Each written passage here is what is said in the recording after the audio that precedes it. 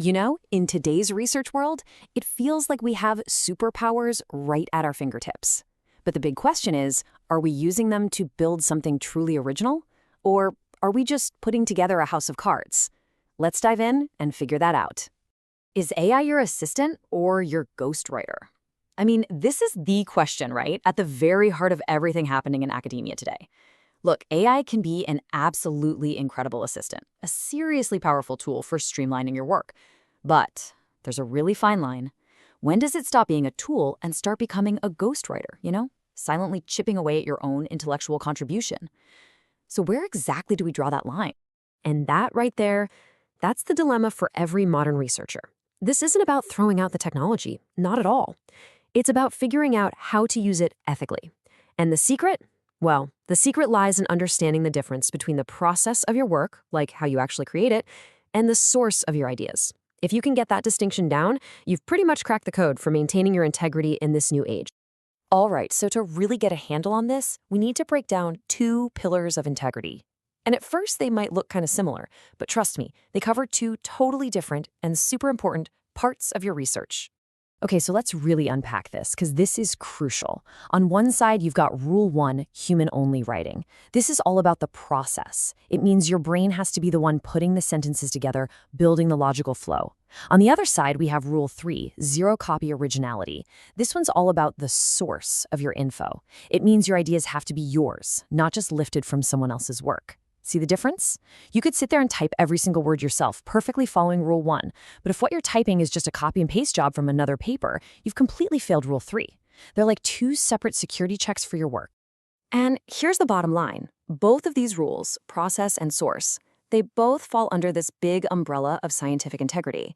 And this is so much more than just not getting caught. It's about building a career you can be proud of, one that's based on honesty, accuracy, and real, genuine originality. Getting this framework right is, well, it's everything. This slide just nails why that first rule, the human-only writing part, is so important. It's not just some arbitrary rule, some ethical hoop you have to jump through. Think about it. The actual act of writing, that struggle to find just the right word, to structure your argument, that's a massive workout for your brain. It's how do you really learn and remember stuff. So when you hand that job over to an AI, you're not just taking a shortcut. You're actually cheating yourself out of one of the most important parts of the whole research process. Okay, so we've covered the why, we get it. Now let's get practical. How do you actually do this? Let's walk through a super clear 6-step workflow you can use to build originality into your work right from the very beginning. All right, here it is, the roadmap. Think of it in 3 phases. First, you've got to set the foundation. Get a solid, human-centric writing routine going, and learn how to use AI for the boring stuff. Then you get to the heart of it, finding those gaps in the research where your work can really shine. And finally, you lock it all down. This is the fortification stage. You verify everything, you reference like a pro, and you create your own visuals. Because remember, how you show your data is just as important as the data itself. So let's zoom in on a few of these steps. So, step 1 in action. This is all about discipline, folks. Literally schedule writing appointments in your calendar. And here's the key. Make them non-cancelable. Treat them like a meeting with your most important collaborator, which is you. Pro tip, if you're stuck, start with the materials and methods section. It's usually the easiest part to write, and it gets the ball rolling. Oh, and don't shy away from using I or we. It actually brings your research to life and shows the reader there's a real person behind the science. I absolutely love this quote. Treat AI as an enthusiastic but slightly incompetent intern. It's just perfect, isn't it? It frames the whole thing perfectly. An intern is great for organizing your notes, maybe formatting a table, the tedious stuff. But would you ask them to write the core argument of your paper? To come up with a big breakthrough insight? No way. AI's job is to be a helper, not the main author. And that intern analogy leads us right here. Let's say you do use AI to spit out a table from your raw data. What you get back is just numbers, a list. Your real job, your uniquely human job, is to be the friendly narrator. You're the one who has to look at that table and tell the story, to ask, okay, so what does this actually mean? What's the trend? That act of interpretation, that's where your value as a researcher really is. All right, step 4.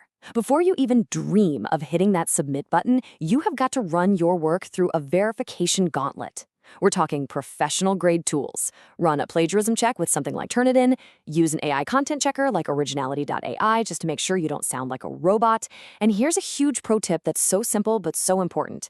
Go through and manually check your numbers. Does the number in your abstract match the one in your results section? Does it match the table? Because you can bet that's one of the first things a reviewer will spot, and it's a huge red flag.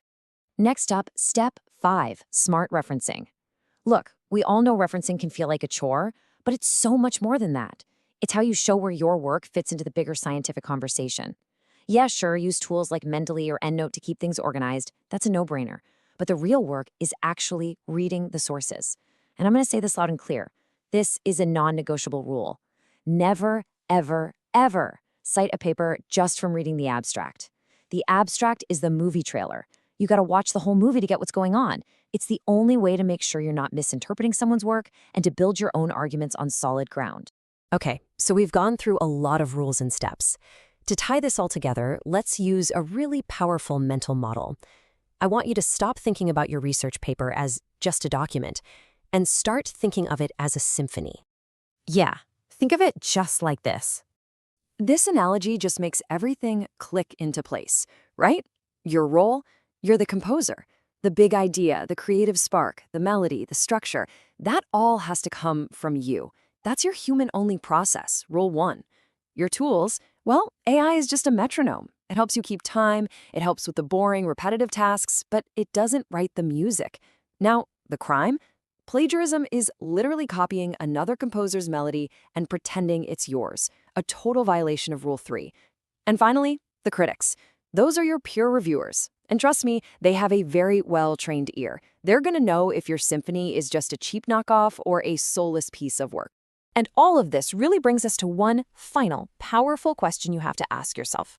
Thousands of papers get published every single day. So, is yours worth the space it takes up?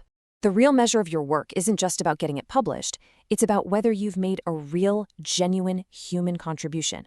Following these principles helps you make sure that the answer to that question is always a loud and clear yes. So ask yourself, is your next paper going to be a new voice or just an echo?